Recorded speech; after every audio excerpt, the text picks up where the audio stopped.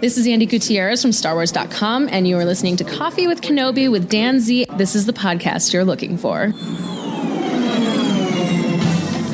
This is Ashley Eckstein, Ahsoka Tano from Star Wars The Clone Wars and Star Wars Rebels, and you're listening to Coffee with Kenobi with Dan Z.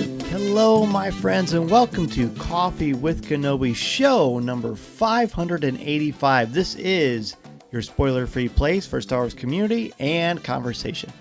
I'm your host, Dan Zare, thrilled to be talking Star Wars with each and every one of you. You can absolutely support Coffee with Kenobi by following the show on Twitter, Facebook, Instagram, Pinterest, and TikTok, and subscribing to the YouTube channel. Please help spread the word by tweeting that you're listening, share it on Facebook, or invite your friends and family to tune in and share a cup of coffee with us. CWK is a proud member of the Spreaker Prime program. Thank you so much to the official travel partner of Coffee with Kenobi, MEI and Mouse Fan Travel. If you are interested in a no-cost, no-obligation quote for your next vacation, check out www.coffeewithkenobi.com/mousefantravel and let them know Coffee with Kenobi and Dan Zare sent you. Thank you also to members of the CWK Alliance. Find out how you can join the Alliance for as little as $1 a month and get access to exclusive podcasts, videos, and much more at coffeewithkenobi.com/CWK Alliance. On today's show, we finally get a chance to talk about the season 1 finale of Andor. I have brought along two of my friends who are co-hosts of the Hyperion Hub podcast, a great Disney podcast for fans who love all things Disney. I am joined today by John, Alois, and Shawn Degenhart as we break down and go into much more detail on not only the finale of Andor Season 1, but overall reactions to the first season in general. So pull up a chair, grab your favorite coffee mug, and let's have some coffee with Kenobi. Joining us today for a cup of coffee to talk about the final episode in Season 1 of Andor, I have one returning guest and one new guest to Coffee with Kenobi. However, both of them are very familiar to each of you listening, especially if you are a big Disney fan. I have two of the three hosts of the Hyperion Hub. First, let's bring a returning guest, easy for me to say, John Alois. Hey, thank you so much for having me on the show again. Once again, Dan, we love listening to the show, and it's always great to be a part of it. Well, thank you, bud. I am grateful this all worked out for our schedules. We are recording this on Thanksgiving Eve, but I want to get this show out a little bit early so people can listen to it, and then they can digest their turkey and watch all the fun festivities. Speaking of fun and festivities, our next guest is one of the other hosts of the Hyperion Hub. He is a longtime friend of mine as well, Mr. Shawn Degenhart. Shawn, welcome to Coffee with Kenobi. I finally made it. This is exciting. This is what I'm thankful for this Thanksgiving. Thanks for having me. Hey, buddy. I'm happy to have you. I'm currently teaching one of your youngsters, although she's not so young anymore. And then in the spring, I believe I have John, your son. So that's pretty good. Absolutely. He's looking forward to it. Yeah, I'm looking forward to that too. And I can say that Clara is the only student I've ever had. I do different things to kind of gauge people's Star Wars fandom. And she brought up Admiral Yularen, and she knows the difference between Maul and Darth Maul and all kinds of other deep cuts. So that's some Pondo. very good parenting there. Yeah. Yeah. She says Pondo Bob instead of that alien guy or the weird guy in the bar or whatever kids say. Hey, may I just say, please, John Redling Schaefer, the third member of the Hyperion Hub, not the biggest Star Wars fan. However, when we do start getting him to watch everything we need him to watch, we have to have him on the show sometime. Okay. That would be fun. Yeah, I didn't mention John, our lovable but cantankerous fellow. He is not here, but we certainly love chatting with him. So, all right. So this is the 12th episode. I actually didn't know what it was called. It's called Rix Road. I didn't look at that because I was fortunate to see this thing a little bit earlier. So I watched it a couple of times, but this episode is called Rix Road. The culmination of quite a first season. So we'll start with you, Shawn, since you are first. Give me one word to describe this 12th episode and overall reactions to the episode. You took my first word in your previous statement, and it was going to be culmination. I mean, everything has come to a head on so many different levels, and all of these story arcs just kind of end up in a mess like Christmas lights that were just thrown in the box at the end of last Christmas. You're trying to untangle everything. It was just fantastic. Excellent. John, what about you? So for the episode, I would say Shawn just used the word, actually. So we have kind of a theme going. Messy. It's a messy episode. It's not it's not messy as far as story structure or anything like that, but we learn more about each character and just how deep those characters are. So nothing cut and dry, really, for me. For the show, I have a different word for that. Can I share that? We'll say that for the end. Okay. All right. We'll say that for the end. Excellent. All right. So the word I would use to describe this, and I literally have no idea, even now, I don't even know what's going to come out of my mouth as I say this, because this is an episode that is very much like the entire series, because it's not that it gives you more questions than answers. I don't feel like there's a ton of questions in Andor. I feel it's more like the pervasive feel of this episode of the season is more about how do these characters keep their chins up? How do these characters continue to drive and fight for what they believe in and try to find some peace of mind? So I guess my word would be unstable.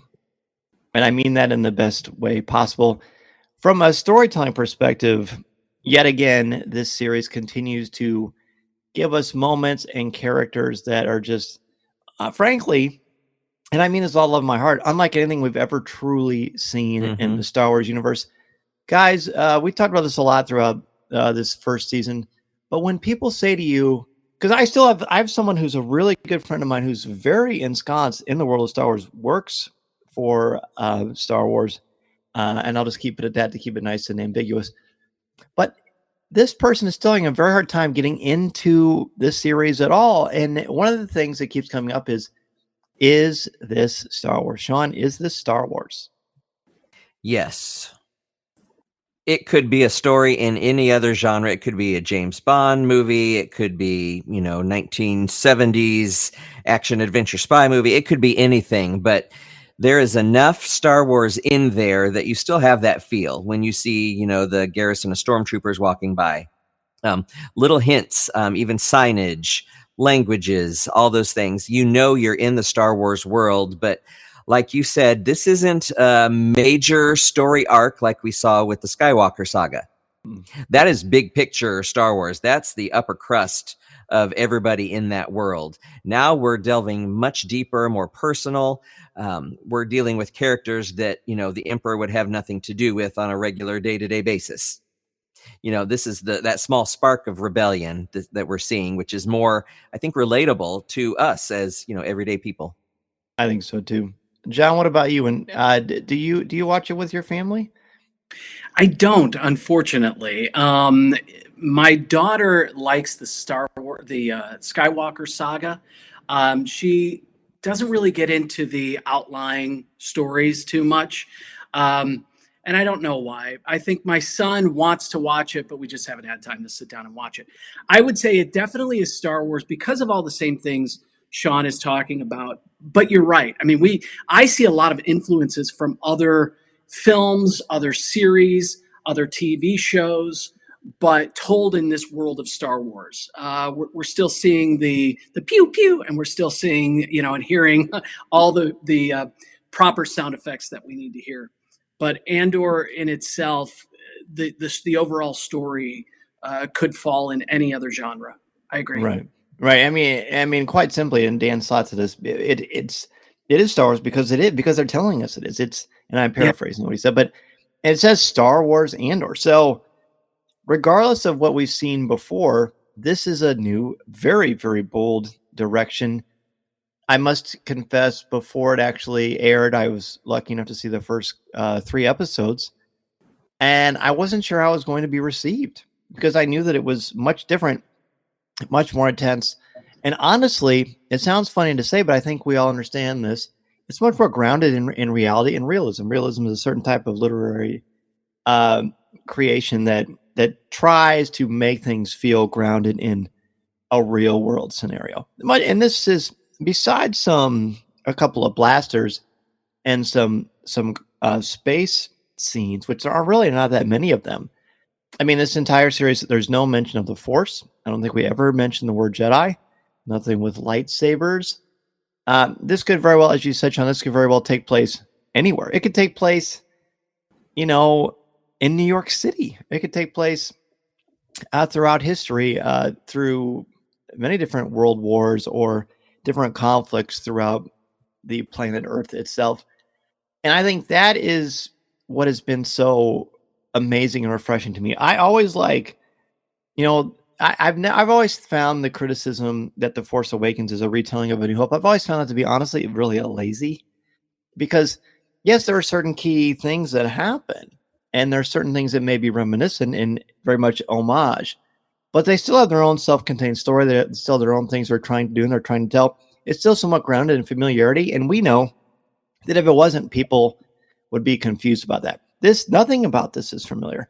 And I think that's the genius that Tony Gilroy and Diego Luna and everyone who's working on this has created for us, because the constant uncertainty and the fact that we can't really get grounded in a world we think we're supposed to be familiar is exactly what the characters in the story, whether they fight for the rebellion or the Empire, that's what they feel too. And I think that ability to create empathy in a very unconventional world is the genius of the show.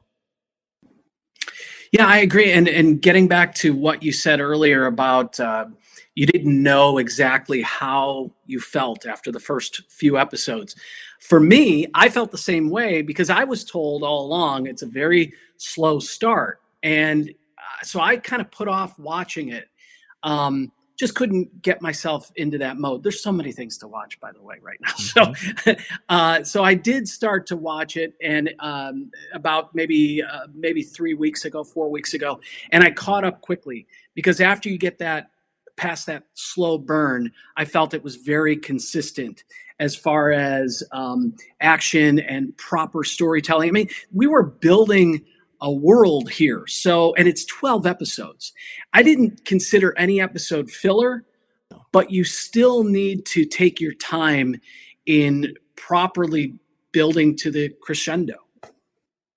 Yeah, all that exposition was totally necessary. Just laid the groundwork for what was to come. And it wasn't painful by any means, but I'm glad they released those episodes together, so you kind of get a little more of a complete picture right from the start. I want to let's look at each sort of major arc individually, because they all sort of, I won't say they wrap up, but they certainly all roads lead to Ferrix. Let's start with, however, there's one that doesn't, and that is Mon Mothma. We don't get much of Mon Mothma in this, but Genevieve O'Reilly, as I've been saying from the beginning, and many of you have, this is an Emmy-worthy performance with nuance, with subtlety. There's never any overacting. There's never any wailing or gnashing of teeth. It's a very reserved performance. She says so much with her face, with her expressions, with her tone, with her delivery. And right off the bat, we see the culmination of Davo and his family are there with this little boy who does not look to be a gangster at all. It just looks like a typical, well-to-do individual from a rich family. And then she comes up with her daughter. But before that, we see something else that happens that's critical to understanding the resolution of her arc in season 1. And that is an argument she has with her husband in the back of a cab. Now, I think there are a couple of ways. At first, when I watched it, I thought, oh gosh, maybe her husband is in on this. Maybe he's part of it too. I thought that throughout the show. Actually, I was wishing it, but then you realize really quickly that's not the case. That's not the case. I don't think he's not. It's not. She doesn't. I don't know whether she doesn't trust him clearly, or maybe she's just trying to protect him. The point is, Mon Mothma had to burn the bridges with her daughter and her husband, and there's more history with her husband, obviously, that we don't know about, but you can tell that it's there. She had to sell him out as far as publicly, because she knew very well that driver was listening into the entire conversation. She's no fool. And because she does that and accuses him of gambling, that's where the 400,000 credits appear to go. And the Empire is good with that. It's really genius. He's not an actor, so he doesn't know he's being sold out. But there's absolutely nothing satisfying. Yes, you want Mon Mothma to be safe, but we already know that because we know this story. There's nothing satisfying about what she has given up and what she has lost to try to make this galaxy free of the Imperial regime. And it's really heartbreaking. I found it really hard to watch, but compelling too.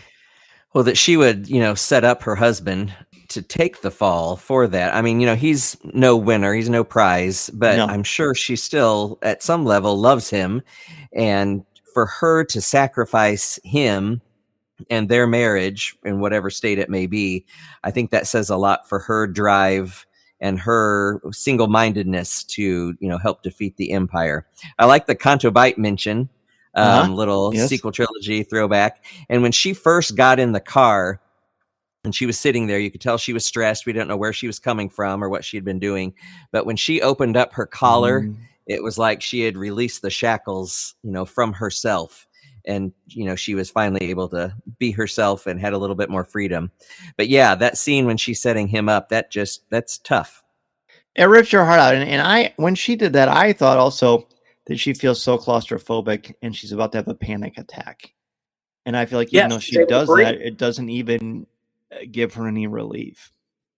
So let me just say that I didn't catch, I watched it twice and I didn't catch that the fact that she was portraying this character, in for the driver. I thought, he was so convincing that he wasn't gambling. I thought, is she becoming more paranoid? Because that's how we've seen her.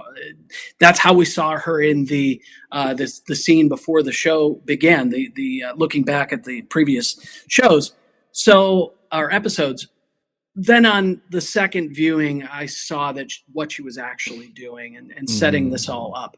So what a complex character she is, and brilliantly portrayed through her actions, through her.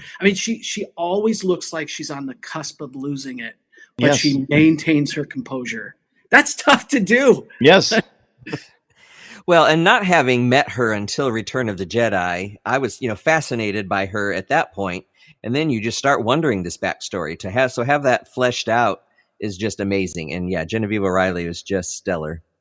Isn't that cool? Because even, up until before Rogue One came out, I was like, oh, Mon Mothma. In essence, she was basically a trivia question to me.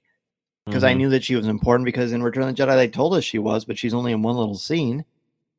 And then in Rogue One, she shows up, and I'm like, oh, that's cool. Kind of some neat connectivity. Then when she started becoming more of a presence in Rebels, still played by Genevieve O'Reilly, I was more like, okay, this is someone to watch here.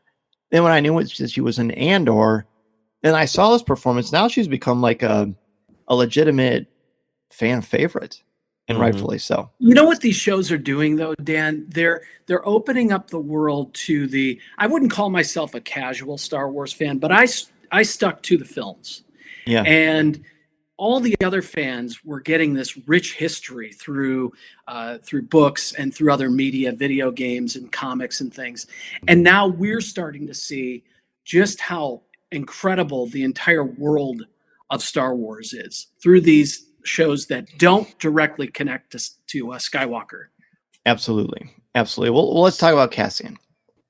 I was talking with someone the other day, and I said, the interesting thing about Andor to me is that I think you could argue that while Cassian is clearly the fulcrum in the point that connects everyone together, he is no more a main character than Mon Mothma or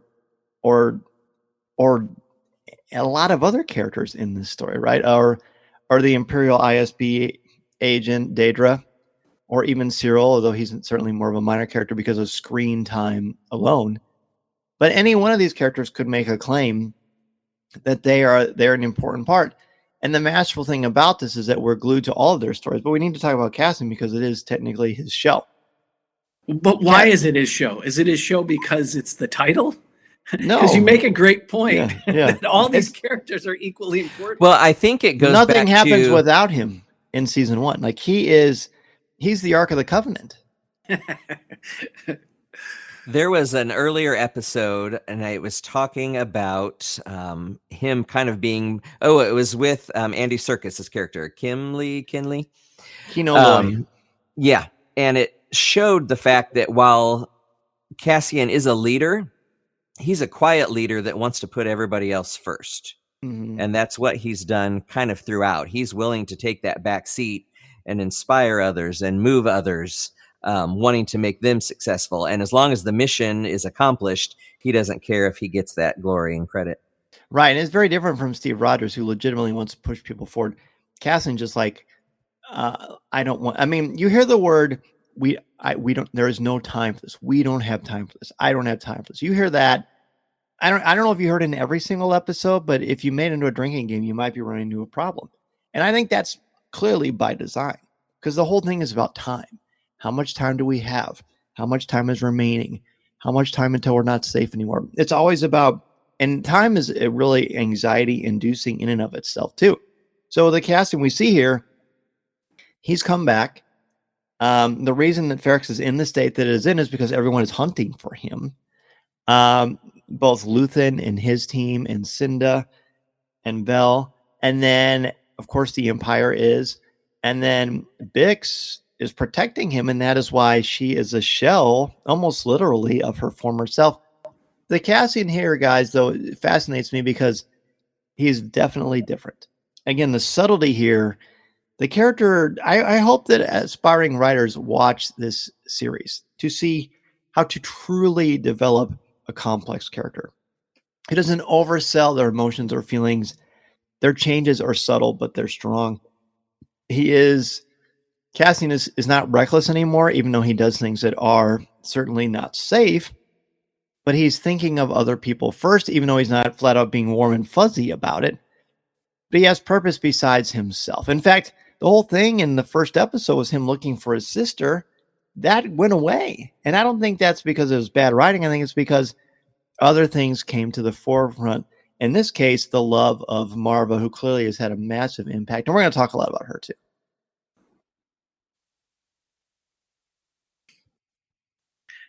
What do you think, guys? What do you think about Cassian? I want to hear Shawn's thoughts. Let me just say this. You know, he reminded me of, from Rogue One, he reminded me of kind of the dashing hero, right? The Han Solo or the Poe Dameron. But he's so different from those characters. For him, in my opinion, it's all about survival. And then it gets to a certain point and it becomes all about taking down the Empire. Mm-hmm. And he has no ego. He has zero ego. Agreed. And there's that stair step that we have to go through. And that's why it's so great that this show is as long as it is. We finally see that switch, I think, flipped when he's in prison. And I don't remember the exact line, but let's take them down. You probably know it better than I do. But it's all about, if we're going to go down, let's take them as much as we can, or take as many as we can with us. Go down for a reason, right? For a purpose. I'd rather die fighting than give them what they want. Thank you. He had that drive all along, but it was a drive, I think, maybe for himself. Yes. And his own little circle. But then as his world expanded and went upside down, I think it got turned around so that he started being a little more maybe sympathetic to others. There was a line when his friend was delivering what Marva had told to say to him. Beautiful. That I think kind of set up the whole story. Let me see. He knows what he needs to know. He feels what he needs to feel. And when those two come together, he'll be an unstoppable force for good. And then she says, I love him more than anything he could ever do wrong. I think that's the moment that it turns for Cassian. And that's Basso, by the way, I believe, who... Brasso? Brasso. Yeah, I love him. I loved that speech, too. It also showed me during that speech, we hear Marva say, or Brasso say, it was already burning. He's just the first part of the fire. And that to me said, or I took it as, he was the original inspiration. She's doing this all for her son. And that helped carry some of that burning desire and inspiration as well for him. That's how I took it. I like that. Yeah, there's a he again. It's so interesting how he's such an unconventional leader because he doesn't care about leading. He cares about taking down the empire. But at this point, he's not willing to burn down everybody around him to do it. And I think that little thing he has, it almost looks like a Star Wars version of an MP3, for lack of a better term, some sort of communicator or recording device.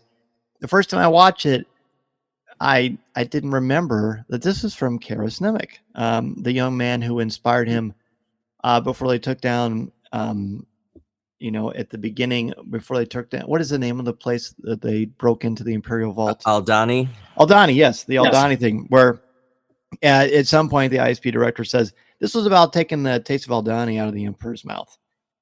That's what the whole thing was for. But he listens to the speech from Karis Nemec, and this is the speech. Tyranny requires constant effort. It breaks. It leaks.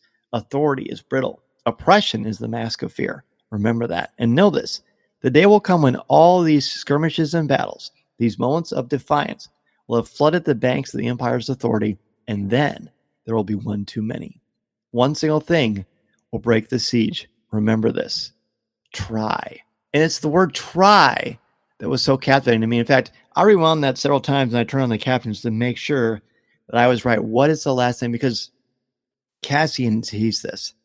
So it becomes, and it goes from being desperation and spitting in the Empire's food to trying to do something. And that's why at the end, when he goes on to Luthen's ship, and you see Luthen actually smile, a legitimate, it's even like a half smile, but it's actual sincere happiness, I believe. And Stellan Skarsgård is like insanely good.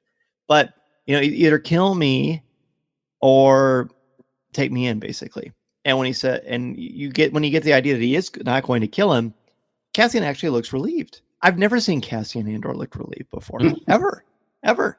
So there's a connection these two have, and it's just so inspiring. It's clear to me that Henry Gilroy, who worked on this, and of course is most famous for things like Michael Clayton, for example. This is a guy who has a lot to say about oppression and tyranny. He's clearly very passionate. Is he the happiest person in Hollywood? I don't know, but he certainly is unabashedly has a direction and a point of view. But it's not agenda driven. It's more like, this is something I very much believe in, and I just really find it fascinating and admirable.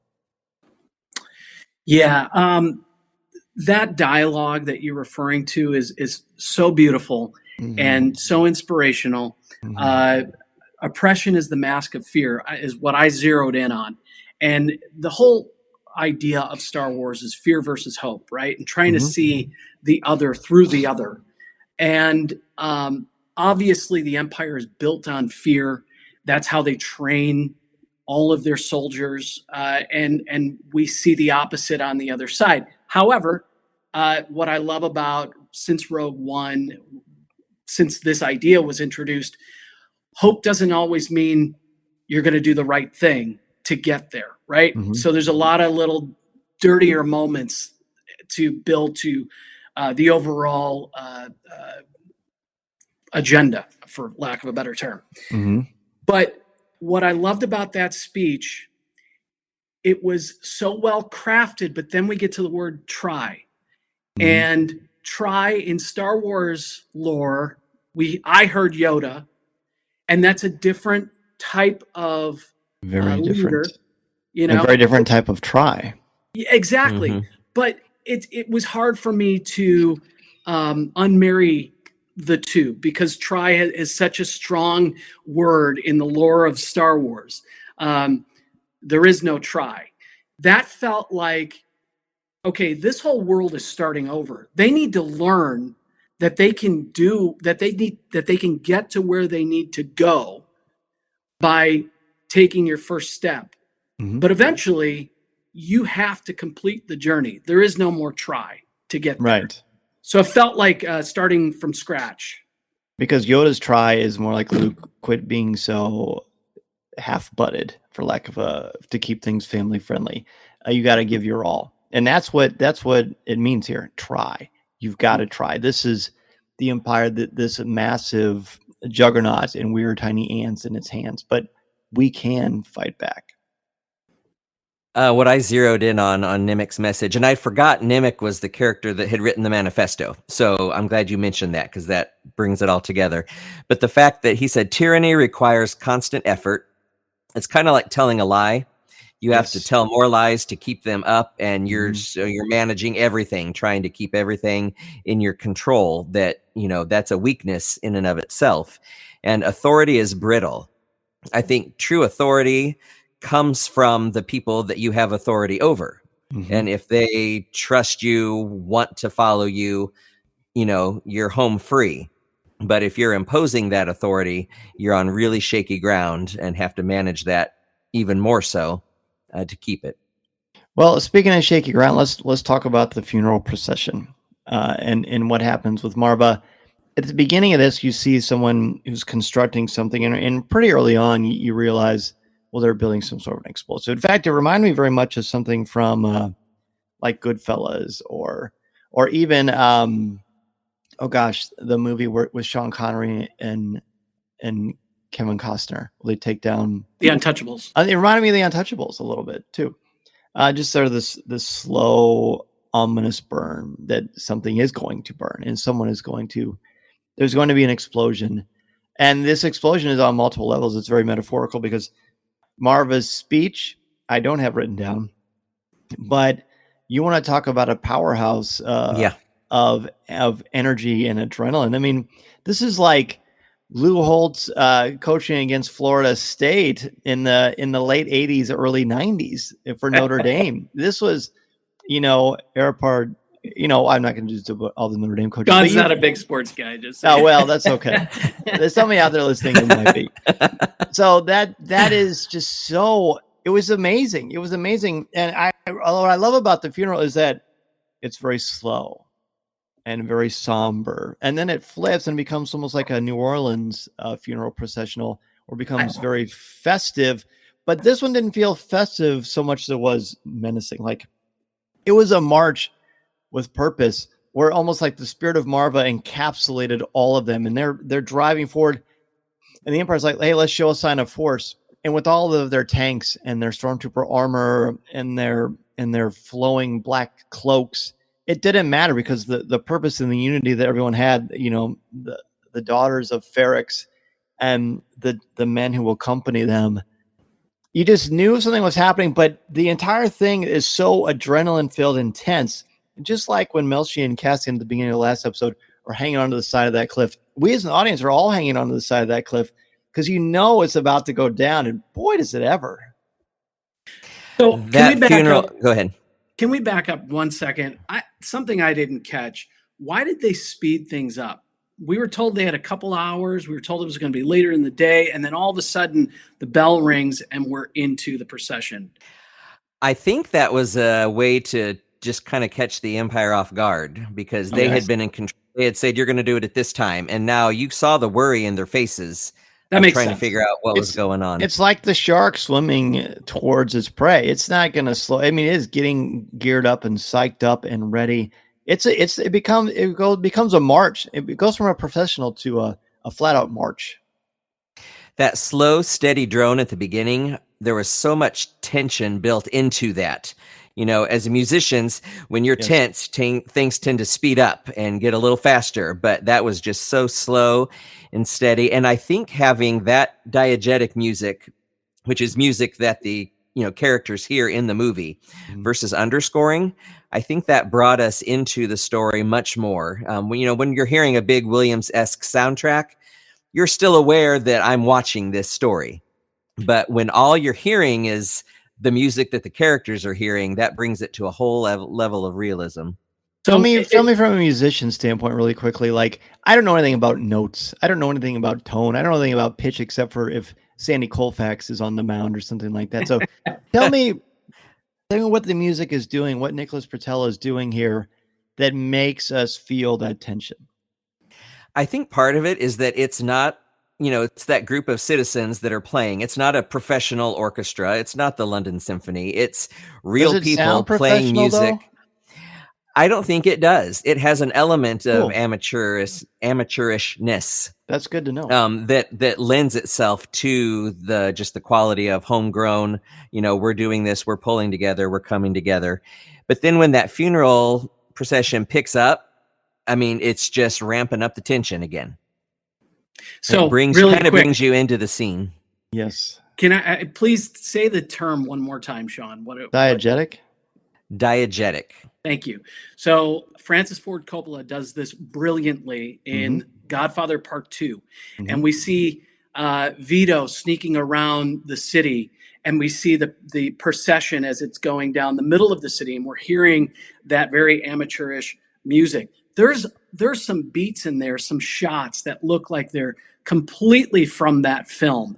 And Tony Gilroy, I would love to hear how he was inspired, because I've seen it done a few times. You also brought up James Bond earlier, the opening scene from Live and Let Die in New Orleans, that slow music that precedes the funeral. So it's a wonderful callback to brilliant storytelling visually, and if it works well, use it. And I think he used a lot of different genres throughout, and this reminded me of Godfather Part 2.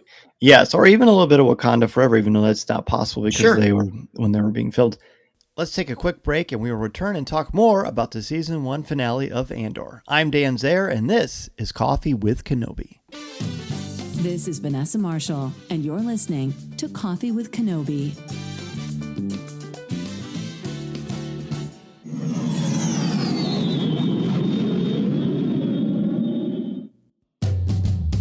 I like the idea of, and I appreciate the breakdown of the musical quality, because when I was watching the second time, I'm thinking, I wonder how this sounds to people who know music.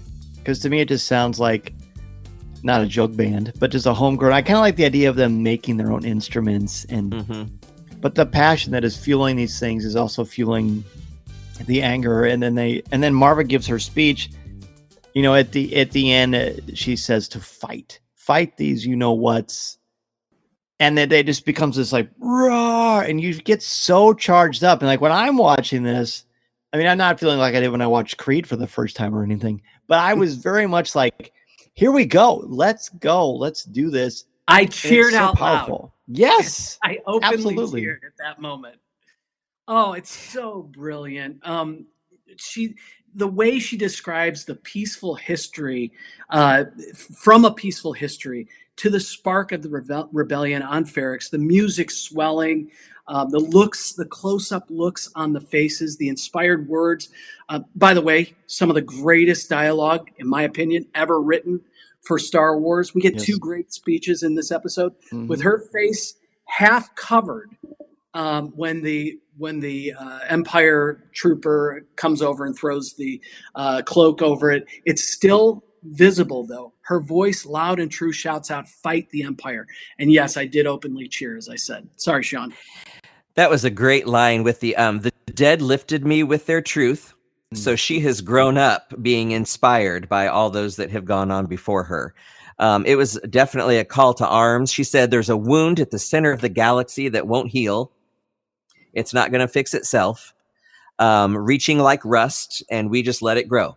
We've got a little rust on the side of our van, and I'm constantly being asked, when are you going to see about that? When are you going to see about that? Well, it's not that bad.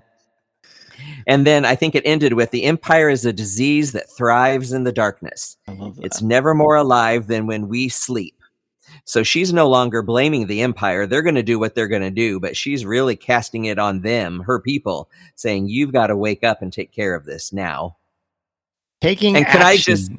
Go ahead. Can I just say that her funerary stone, I could see it outside of Magic Kingdom as a little, the people that, donate to the. Better start selling them at Galaxy's Edge. Yeah. Oh, that's him. Maybe I'll start saving my money. That's the whole thing. I very much believe like the one of the best ways for bad things happen is for people to do nothing. And she's saying, as you mentioned, Shawn, we are going to take action. It's a disease. It's not going to go away. We have to fight it. We have to try. We can't just lay down and let them do this to us. And it's such a wonderful metaphor for the reality of life. Anxiety, as we've said many times, is about trying to control things that you can't. and then being overwhelmed by things that you can't do anything about. Here is become, we're not making any excuses. We're going to fight for our people. We're going to fight for our home. We're going to fight for this galaxy. And the rallying cry behind that, you see real fear. I mean, real fear. And nowhere is that more obvious than when the ISB agent, Daedra, suddenly it looks like she's going to be part of a lynch mob. And she's about to be torn apart. And Cyril rushes in, grabs her, holds a blaster to her back to help get her away. And she doesn't know. And she is so scared. Like, the acting in that is just great too. The two of them have this scene. They've obviously built this weird, extraordinarily awkward, romantic, pseudo-romantic tension between infatuation. them. Yes. And I'm glad, because they both kind of represent the ideals of what they believe in. And I'm glad there was no kiss or anything like that. Yeah. But I very much respected the reality that this felt like a real scene. Like this, again, this felt like something from like the Boston Massacre, or just some sort of a very powerful moment in history. So I had a couple of surprising moments from this battle. The first one, are you surprised? I mean, I looking back, I'm glad they didn't do this, because it was a way I didn't see coming. But are you a little bit surprised that we never saw Cassian fight? He was never in that battle in the street. I thought for sure we would see that at some point. That seemed obvious. I'm glad they didn't. First off, I want to get your thoughts on that, and then I have a different point. Yeah, I think he's fighting by not fighting. I think if he did fight, if he even threw a punch, I think it would be take away from what they were trying to accomplish. We did see him take out a trooper, or he shoots someone at point blank range and flips somebody over. You know, that's just that was only though to rescue Bix. Right. That was the only reason for that. And he's already shown that he has no problem taking a life, and it doesn't even phase him anymore because he is a soldier. But yeah, the fact that I think a part of the point is that you don't need a big hero to fight. Everybody can be a hero. Everybody can be heroic and can work together. I'm so glad that he didn't fight, because it would have felt like it would have become about action. And that might be what crossed some people throughout. But this is not really an action series. Besides the Aldhani episode where they actually go into battle, this really hasn't been about action so much as it has been about character. And that's something I really appreciate. Mm-hmm. Shawn, you want to weigh in on that? Oh, sorry. No, go ahead, John. You got a second. Well, the other thing that caught me off guard a little bit was the stormtroopers have great aim all of a sudden. now I have a theory. I mean, you can say that they were closer to their targets, so proximity. You can make a case that as the Empire grows, they take anyone and everyone, and that includes less qualified soldiers or people, and maybe the training has kind of slipped a little bit.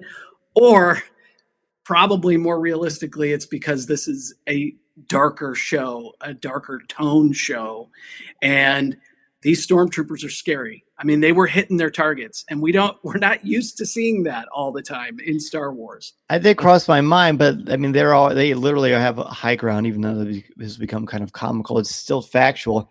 They all have weapons and they're trained soldiers. None of these people are soldiers. They have no blasters. They have no real distance weapons. They're just being mowed down like animals. Mm-hmm. If anything, it shows the cowardice of the Empire. It's very easy to open fire at somebody who's not trying to get into cover.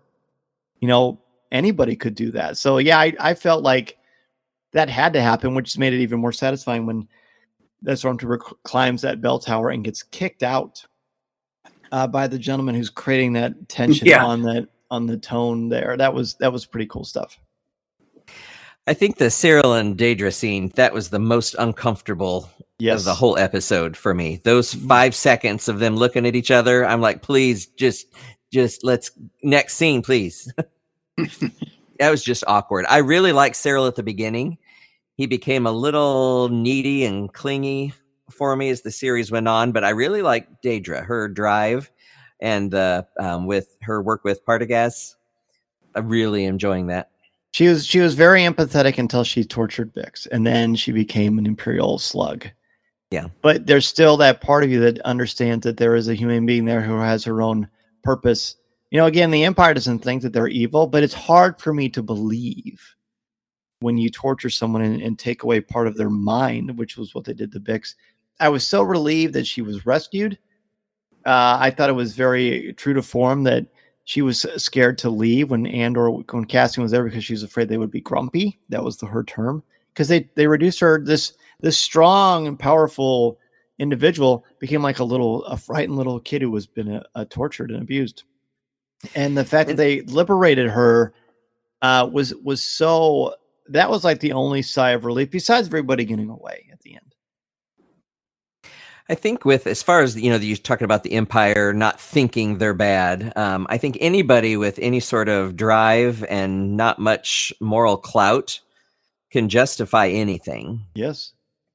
So she may not feel like she's doing something bad. She's working for the Empire, the greater good. She'll let them worry about, the moral standards of, what they want to do and what they don't want to do. But she's just fulfilling her job, trying to advance in her ranks. Absolutely. Well, gosh, what other things do we know? Brazos, it was cool to see him finally get in the battle because he's such a big man. That actor is such a big guy. And to see him finally unleash and take care of business was really cathartic and rewarding. I feel like we've hit the major points. I thought it was important that Cassian, of course, didn't stay. At first, I was disappointed, but the way he leaves B2, and B2 says, you always say that, and the way Cassian and he break, you get the sense that everybody understands this is not the same Cassian Andor who's been pulling a bunch of side hustles and a lot of nonsense and putting other people behind so that he can, whatever his secret agenda is, he's not being secretive anymore. He's trying to help people. And it's just, he's so unselfish in his dark ways. And I can't remember too many characters that are like him. Still, he's still not my favorite Star Wars character, but his world and his universe and what he's bringing to the table is what I appreciate. Does that make sense? Yeah, definitely. I think B2 is the only friend that Cassian has. I mean, true blue, honest friend that he's going to rely on and that can rely on him. Well, Brazos is. Yeah. But B2, I think, has been around a lot longer. True. The post-credit scene. Can we talk about that? Let's talk. Oh my gosh. Yeah. I want to hear how you guys watched it. Like, tell me, I mean, for me, like I was so caught up in it and I'm listening to the music and I'm just thinking, wow, this was just like, I have goosebumps now. This was what a perfect ending to this really unconventional season. And I just was so satisfying, but that little window wasn't popping up and I was aware of it, but I was more aware of just kind of decompressing and processing what I just seen. And I kept thinking, boy, wouldn't it be cool if, and then you get this sequence of the Death Star being built. You hear the TIE fighter roars, and then what they were building, I don't know if that was related to what they were doing in Aldhani 5 in the prison. If those it was. Well, it looks like it to me. Yeah, I've seen some clips where it shows them back to back, and it looks like those same pieces. That makes sense to me, which is why they were so. But hats off to there's a connective tissue to Rogue One, and I almost wish I didn't see it because it takes away a little bit of realism when you've got a moon that can destroy a planet. But I also love it as a Star Wars fan. It's probably the most Star Warsy thing of the entire first season, and it's only for like 5 seconds. Well, first off, it's no moon. It's a space station. I was setting you up for that. You're welcome. Thanks. So you come in on, those pieces look industrial, heavy duty that they were building in the prison. And so, the guess was something for the Death Star, but then to see it in close, see the droids kind of assembling it, pull back a little bit further, and then you realize what it is. And then the way the logo, the Andor show logo at the beginning basically mirrored the Death Star over the planet where it was being built. That was incredible. Yes. So we started the episode with the bomb being built by hand, and those nice tight close-up shots. And then we end the episode, started with a human, end with that mechanical, those droids building on tight shots, and we pull back and we see the big reveal at the end. I like the callback to the start of the episode. The reveal as the camera's pulling out and we start seeing different pieces of what it will eventually become, the giant gun, the giant laser, I didn't know what it was at first. And I thought, are they introducing something that we'll never see again? Where are they going with this? And then, of course, we see the big reveal, which was brilliant. Everything about that moment tied everything together, reminded us once again, yes, you're watching Star Wars. You know where this goes. The good guys win. Hope springs eternal, right? And I cannot wait for the next season. Now, we don't ever have to go back to the Death Star again. I thought the nice link was that the prisoners were building, as slaves, were building pieces for what will eventually help take over the galaxy, or try to anyway. Right. So we don't ever have to go there again. It was just a nice moment to tie everything together for Star Wars. Isn't it kind of wonderful that the Emperor's long game with building the Death Star and how long it takes? It's really not around that long. It's like, a couple hours and boom, it's gone.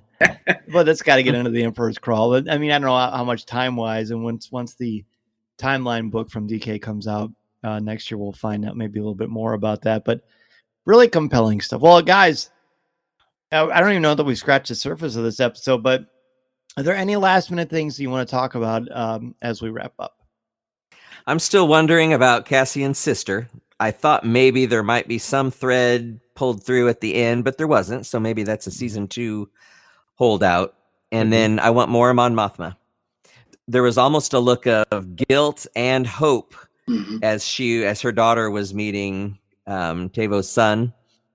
There was a little side look that she was giving. It was almost off screen, that it was just, I'm doing this for a reason. She had to keep reminding herself. Those are my 2 takeaways: Cassian's sister and more Mon Mothma. The word I was going to say at the beginning of this episode was gray.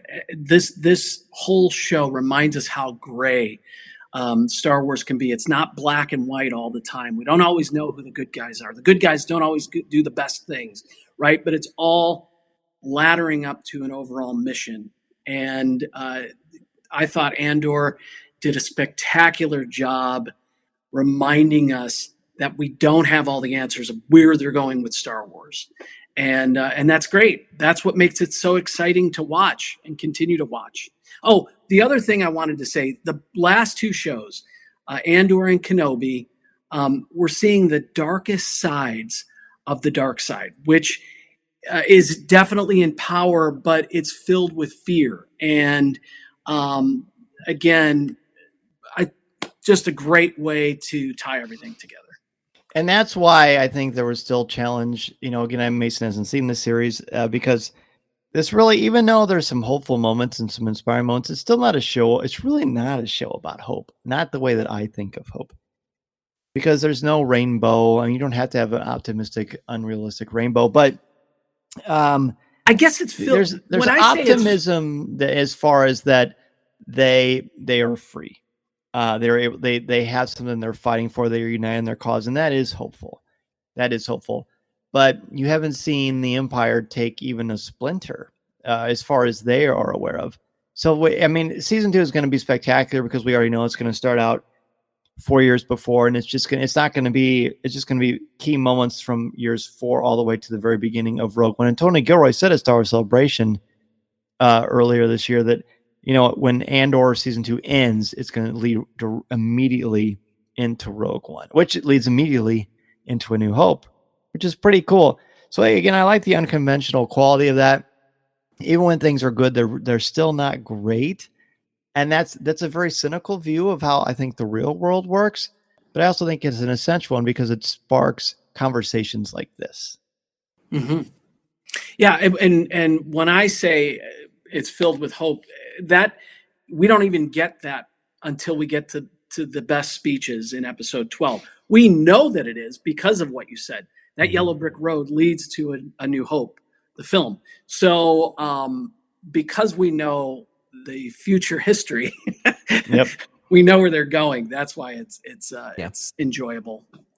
And isn't it interesting, too, that I still think it's weird to think of Andor as the same mythological universe where Luke Skywalker exists? Because Luke feels very cartoony now. And I don't mean that as a negative. Obviously, I've built the majority of my life around Luke Skywalker. I mean, literally. But it's just, it's interesting. I want to see how this ages. I want to see how it hits us overall. But let's give letter grades. We can do both. We can do letter grades for the episode and for the season overall. Shawn, go ahead and start. I'll do a strong A for the show, the episode, and an A+ for the series. When it was first announced, mildly interested. I'll watch it, but from the third episode, I was gripped, and I looked forward to the next episode of it more than I did Obi-Wan or any of the other previous series. Well, I can't wait till Clara catches up because I want to see what she thinks. She's a smart one. Yeah. I'm going to go the exact opposite of Shawn. I'm going to say an A for the series, an A+ for the episode. I thought the episode was wonderful, just start to finish. The series had that slow start for me. And when I go back and rewatch it, and if I watch it, I know my son will watch it eventually. Mm-hmm. If I go back and rewatch it with him, knowing where we're going, I wonder if it'll hold my attention a little bit more. Because there were some moments there where I was like, where is this heading early on? But eventually we got there. And so it went from a B to an A for me after episode 3. I think this episode is an A+, easily. It'd be silly for it not to be an A+. But the surgical precision with which they've told this entire story, just from a person who loves stories, it's an A+, 100 out of 100 times. But for me as a Star Wars fan, I'm going to give it an A because I'm taking my Star Wars rubric as a very different scale. To me, an A+ in Star Wars is the best of Star Wars Rebels. It's The Last Jedi. It's The Empire Strikes Back. It's the 1977 Star Wars. This does not give me those same kind of feelings and aspirational moments. Although it isn't inspirational, it does give me fascinating things to think about. And truly some of the most compelling characters we've ever seen in any Star Wars story, period, bar none. Again, not as an insult to other Star Wars stories, but just because we're talking about an intellectuality and a gravitas that is on a very superior level to a lot of pop culture out there. And that in and of itself is enough to recommend this thing easily, for sure. Mm-hmm. Well said. Thank you. Well, thank you. Well, speaking of recommending, one of my absolute favorite Disney podcasts is the Hyperion Hub. And look, there are a lot of great Disney podcasts out there, but if you want 3 friends who love their Disney, who know their Disney, who've got some great connections, and they just bring the fun each and every week. Look, I love when you 3 interview people, but my very favorite moments when it's just the 3 of you riffing and talking and sharing our passions. And I love the Hyperion Hub, and I hope that everyone listening will subscribe and follow along for the great ride. Thanks. Well, we appreciate those kind words. Yeah. Some of our funnier moments we actually edit out of the show, unfortunately. but we give each other the business sometimes, but we enjoy what we're doing, and it's just a great moment of the week to get together and meet up at the Hyperion Hub. Because you guys actually get together in the same house and record together, right? Typically? Most of the time, yeah. Yeah, that's really cool. We try to. I love it. Yeah. We all live within about a mile of each other, so. Oh, I don't think I realized that. Well, let everybody know where they can find both of you individually and where they can find the Hyperion Hub. You can find me. I'm on Facebook, a little bit on Instagram. You can also look my concert ministry, Gospel Fest Ministries. You can look that up on Facebook, and the Disney Music blog on Facebook as well. Post some fun Disney stuff there. And then, of course, the Hyperion Hub. John, you've got all that contact information. Yeah, you can email us at podcast@thehyperionhub.com. You can follow us on social media on Facebook, Instagram, and on Twitter at Hub Hyperion. I'm also on Twitter away from the Hyperion Hub, and I'm checking my handle at Voice with Alois. So you can check me out there. And we're all on social media, various places. Listening to Coffee with Kenobi, you are, with Dan Z, the podcast you're looking for. This is...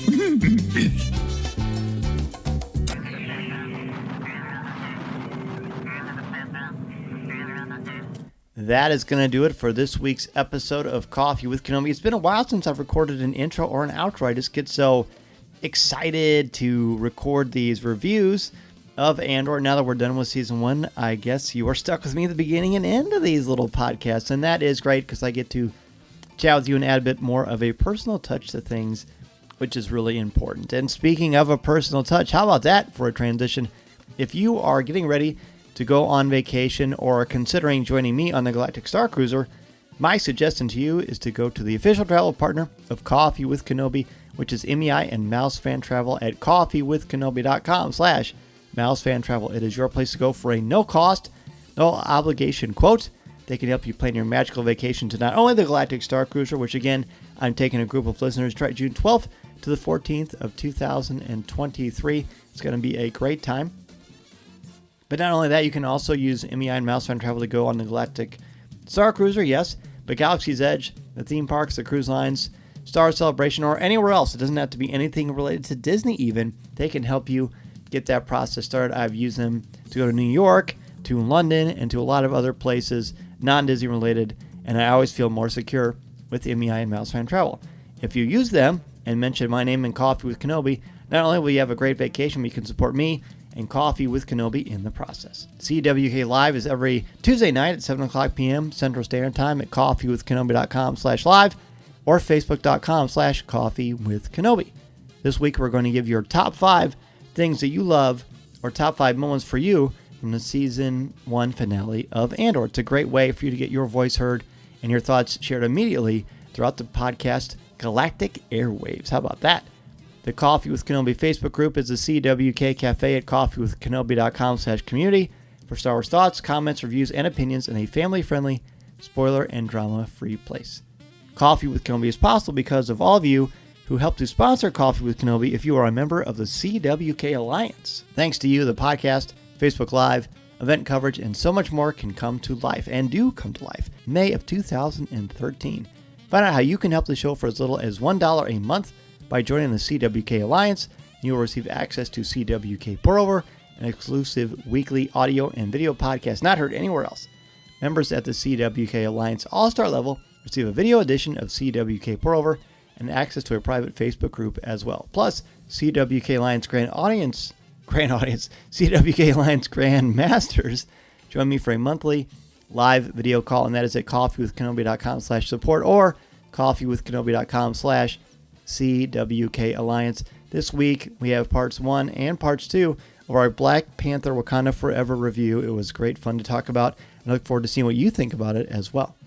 Plus, 10% of your monthly contributions to the CWK Alliance go directly to the St. Jude Children's Hospital, and I'm the most proud about that. The website is coffeewithkenobi.com for Star Wars news, announcements, reviews, videos, and so much more. You can absolutely email me, danz at coffeewithkenobi.com. Connect with me on Twitter at Mr. Zer, MRZEHR, on my Instagram, which is danzerCWK, and on LinkedIn. Coffee with Kenobi is on social media. On Twitter, you can also be a super follower there. You can also find Coffee with Kenobi on Instagram, Pinterest, and TikTok. You can certainly give the show a like on Facebook at facebook.com/coffeewithkenobi. And you can also subscribe to Coffee with Kenobi's YouTube channel. Please take a couple of minutes to rate and review the show on iTunes, Google Podcasts, or Spotify. If you'd like to get a sweatshirt, hoodie, or a tee with the Coffee with Kenobi logo, go to coffeewithkenobi.com/shop. If you want to start a podcast or a blog or have one in existence and want to expand your brand, please go to danzymedia.com and sign up for an appointment with me. I'm also available to come to your school, conference, business, or organization to talk about how to tap into your strengths and help you bring out your very best. And I hope you have the very best Thanksgiving that you possibly can. I am so thankful for all of you and for being such an important, powerful, positive influence on the Star Wars community. None of this happens without all of you, and I am grateful that I've gotten to know so many of you because of this little podcast here. So enjoy your Thanksgiving. Have some turkey. Have some mashed potatoes. Of course, have some pumpkin pie and coffee. And I will see you next week for much more Coffee with Kenobi. Again, happy Thanksgiving. Thank you so much, everybody. I'm Dan Zer, and this is the podcast you're looking for. This podcast is not endorsed by the Walt Disney Company or Lucasfilm Limited. It is intended for entertainment and informational purposes only. The official Star Wars website can be found at www.starwars.com. Star Wars, all names, sounds, and any other Star Wars related items are registered trademarks and or copyrights of Disney and their respective trademark and copyright holders. All original content of this podcast is the intellectual property of Coffee with Kenobi unless otherwise indicated. This is the podcast you're looking for.